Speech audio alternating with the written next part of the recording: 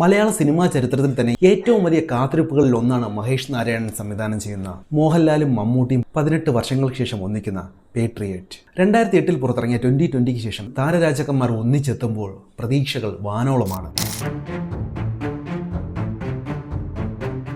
മലയാള cinema ഇതുവരെ കണ്ടിട്ടുള്ളതിൽ വെച്ച് ഏറ്റവും വലിയ ക്യാൻവാസിൽ ഒരുങ്ങുന്ന സ്പൈ ആക്ഷൻ ത്രില്ലറാണ് പേട്രിയറ്റ്. മഹേഷ് നാരായണൻ എന്ന് പറയുന്ന സംവിധായകന്റെ ട്രാക്ക് റെക്കോർഡ് തന്നെയാണ് ഇതിലെ ഏറ്റവും വലിയ ആകർഷണ ഘടകം. Take off, Malik, see you soon പോലുള്ള ചിത്രങ്ങളിലൂടെ നമ്മളെ ഞെട്ടിച്ച മഹേഷ് തനിക്ക് ഏറ്റവും പ്രിയപ്പെട്ട ടെക്നോളജി സർവേലൻസ് പശ്ചാത്തലത്തിലേക്ക് തിരികെ വരികയാണ്. ഇതിൽ ക്യാമിയോ റോളുകളല്ല, മറിച്ച് തുല്യ പ്രാധാന്യമുള്ള തോളോട് തോൾ ചേർന്ന് പോരാടുന്ന 2 കഥാപാത്രങ്ങളാണ് മമ്മൂട്ടി മോഹൻലാലും ഈ ചിത്രത്തിൽ അവതരിപ്പിച്ചിരിക്കുന്നത്. ഫഹദ് ഫാസിൽ, കുഞ്ചാക്കോ ബോബൻ, രേവതി, നയൻതാര എന്നിങ്ങനെ ഇന്ത്യൻ സിനിമയിലെ തന്നെ മികച്ച അഭിനേതാക്കൾ എല്ലാവരും ഒന്നിക്കുന്ന ഒരു ചിത്രം കൂടിയാണ് ഇത്.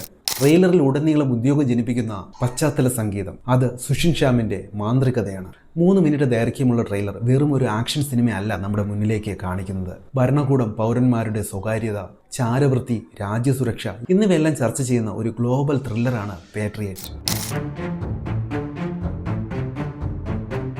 പിന്നെ ട്രെയിലറിന്റെ തുടക്കത്തിൽ തന്നെ നമുക്ക് കാണാൻ കഴിയുന്ന ശക്തി സൊല്യൂഷൻസ് എന്ന കോർപ്പറേറ്റ് കമ്പനി. ഫഹദ് ഫാസിൻ്റെ കഥാപാത്രം അവിടെ ഒരു പ്രസൻറ്റേഷൻ നടത്തുന്നു. അവർ അവിടെ വികസിപ്പിച്ചെടുത്ത ഒരു സോഷ്യൽ ഇവാലുവേറ്റർ സോഫ്റ്റ്വെയറാണ് സമാജ് സേവ.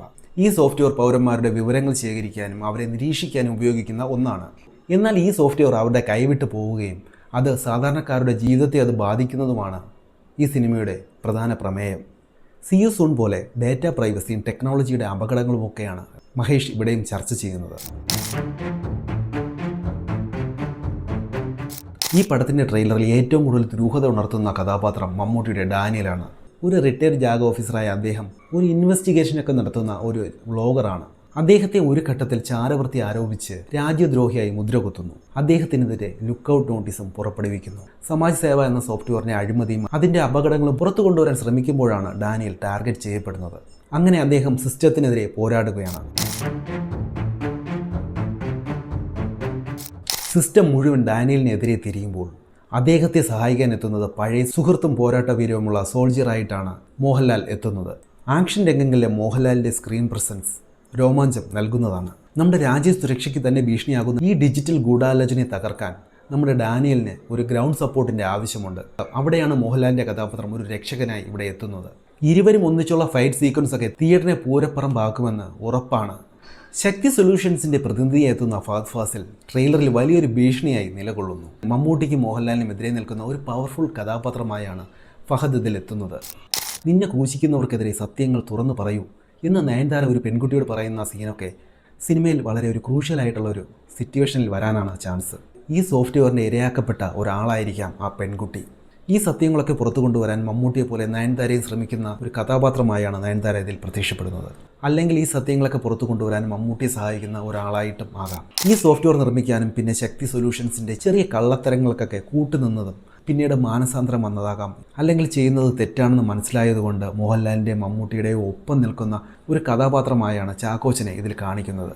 ഭരണകൂടത്തിനെതിരെ ശബ്ദമുയർത്തുന്ന വിമതരുടെ ജീവിതത്തിൽ നിന്ന് പ്രചോദനം ഉൾക്കൊണ്ടാണ് ഈ ചിത്രം ഒരുക്കിയിരിക്കുന്നത്.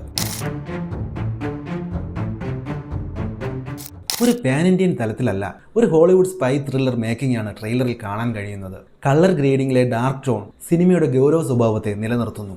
ആദ്യം ഏപ്രിൽ 23 റിലീസ് നിശ്ചയിച്ചിരുന്ന ഈ ചിത്രം പോസ്റ്റ് പ്രൊഡക്ഷൻ വർക്കുകൾ പൂർത്തിയാക്കാനും ഏറ്റവും മികച്ച ക്വാളിറ്റിയിൽ പ്രേക്ഷകരുടെ മുന്നിലേക്ക് എത്തിക്കാനുമായി മെയ് 1 മാറ്റിയിരിക്കുകയാണ്.